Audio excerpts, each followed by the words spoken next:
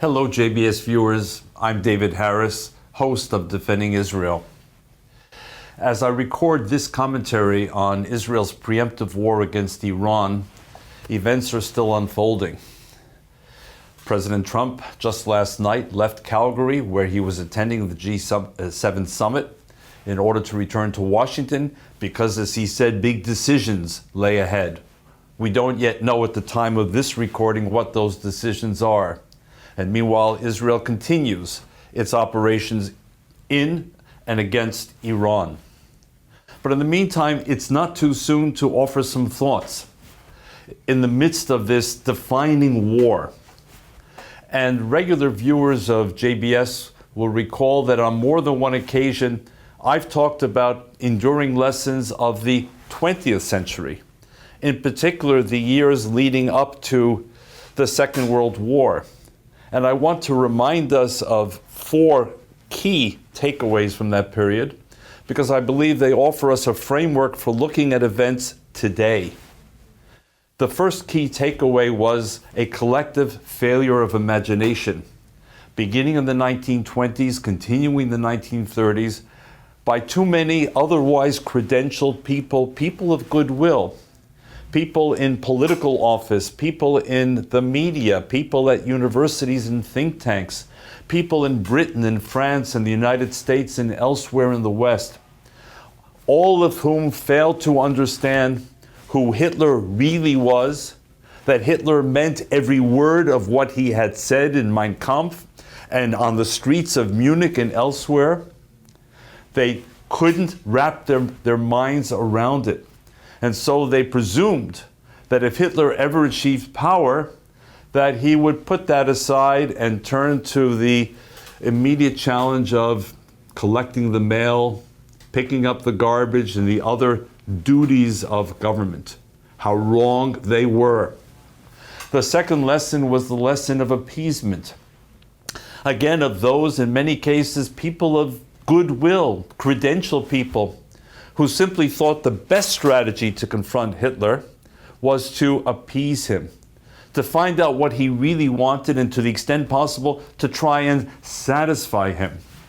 And of course, we saw that along the way from 1933 until war broke out in 1939.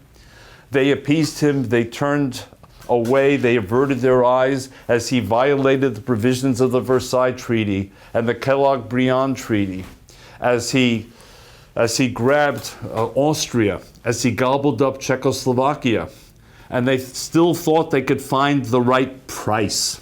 How wrong they were. They whet his appetite. He wanted more and more. And again, we know how the story ends. The third enduring lesson was the role of the United States. The United States did not enter the war until 1941. And in the case of Europe, only after Germany declared war on the United States. In the meantime, the official US policy was neutrality. We were an ocean removed. It was an ocean that protected us. Let Europe fight its own wars. Sure, there was sympathy by President Roosevelt for the British, but in many cases his hands were tied by legislation in Congress and by public opinion. Had the United States been able to flex its muscles earlier on the side of Britain and France, the anti-Nazi countries, could the war have taken a different direction? We'll never know the answer, but it's a question worth asking again today. And fourth, for the Jewish people, we all know the price of the absence of Israel. There was no Israel to stand up for the Jewish people. There was no Israel to open its doors to Jews who were otherwise trapped in Europe. There was no Israel to try and help defeat the Nazis, though there was a Jewish brigade organized from Jews in Palestine under the British flag. So take those lessons, and then remember as well that there was a fifth piece to the story. There was, in effect, a pro-Nazi, pro-German constituency in the United States. And it was not silent in the 1930s. The German-American Bund marched in Yorkville the area on the east side of Manhattan. They gathered in Madison Square Garden. They made their views known nationally on radio and to officials in the nation's capital. They were a strong voice as well. Now take all of that, fast forward to 2025, and what do we see? We see among too many, again, a failure of imagination, this time with respect to Iran. Well, you know, it's only rhetoric. They want to destroy Israel. They want to attack the big Satan, the United States. Don't take it too seriously. They don't really mean what they say. They're talking to the street. They're talking out of both sides of their mouth. Excuse me? Do we really need to suffer from another failure of imagination? Hitler laid out exactly what he intended to do, and that's what he did. And leaders at the time failed to grasp it, with the notable exception of Winston Churchill and a handful of others. The Iranian regime, not the Iranian people, the Iranian regime has made absolutely clear what its ideological messianic mission is. Why are some still refusing to take it at face value? Appeasement. Once again, we hear the voices of appeasement. Let's see what we can do to satisfy Iran and therefore avert a larger conflict. Maybe we should what? Feed them Israel, as we tried to feed Hitler Czechoslovakia? Maybe we need to what? Allow them a certain level of uranium enrichment to show them that we're in a compromising mood? What else? Look the other way while they run Iraq, while they tried to dominate Syria and Lebanon until Israel helped out on both fronts, while they tried to dominate Yemen, inserted themselves in Gaza, in the West Bank, in North Africa, and elsewhere. Again, are we suffering from this belief that extremists don't really mean what they say? So let's give them a certain space. Iran means what it says. And those who want to appease are going to lead us down the path that the appeasers in the 1930s led us down, which was the inevitability of war and conflict and catastrophic casualties as a consequence of their short-sightedness and their narrow-mindedness. And then we come to the United States. And there are those voices, and we hear them, and interestingly, we hear the convergence from the far left. People like Senator Bernie Sanders, and Congresswoman Ilhan Omar, and Congresswoman Rashida Tlaib. And from the far right, people like Tucker Carlson, and Candace Owens, and others. And once again, we have the horseshoe theory of politics. These people are not so far apart as they want to believe.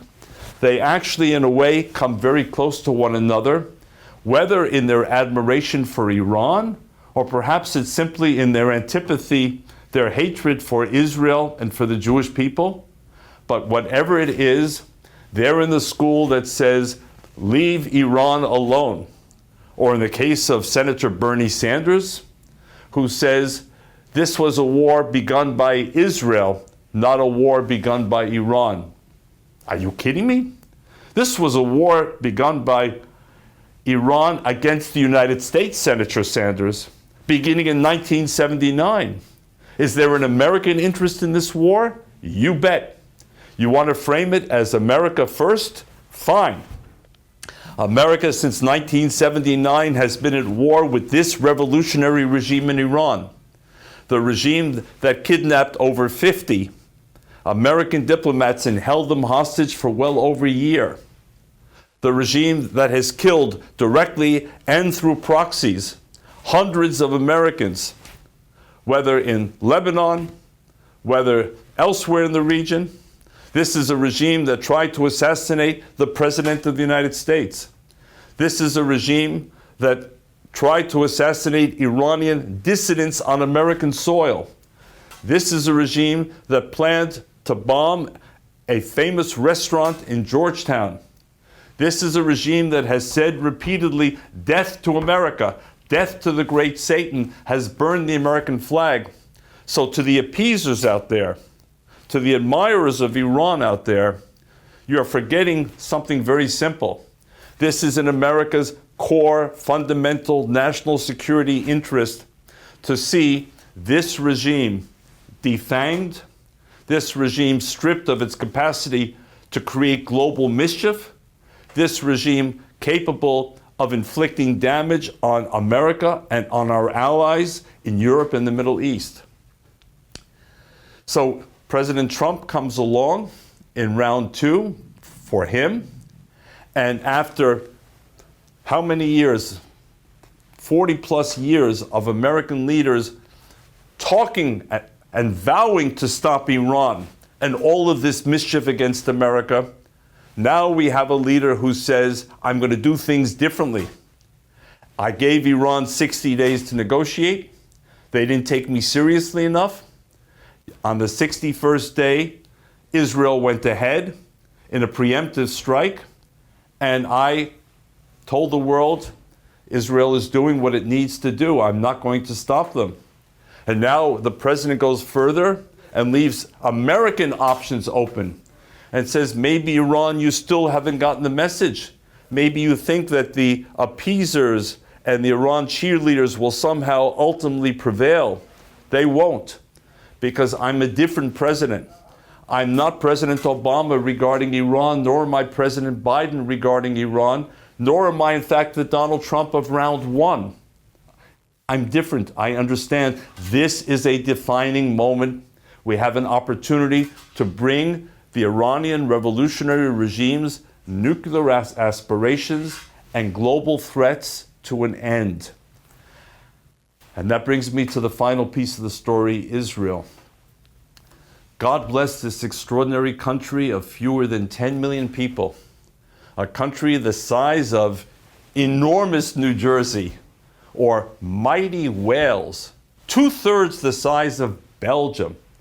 This tiny little country did what no other country on earth, countries much bigger, much stronger, much more powerful militaries, it took on Iran because it said we cannot live with the prospect just around the corner of an Iran with nuclear weapons. And we see now the conventional missiles that are being targeted at Israel. Imagine that any of them had nuclear warheads, and where would Israel be? So put aside politics, put aside whether you prefer this prime minister or that prime minister. The prime minister of Israel, joined by the leaders of the opposition in Israel, have stood as one to say, this is a just, urgent, and necessary war. And with extraordinary courage and bravery and valor and ingenuity and creativity, the Israeli armed forces, the Israeli secret services have once again shown the world what can be done with resolve, with spine, with courage, with cojones.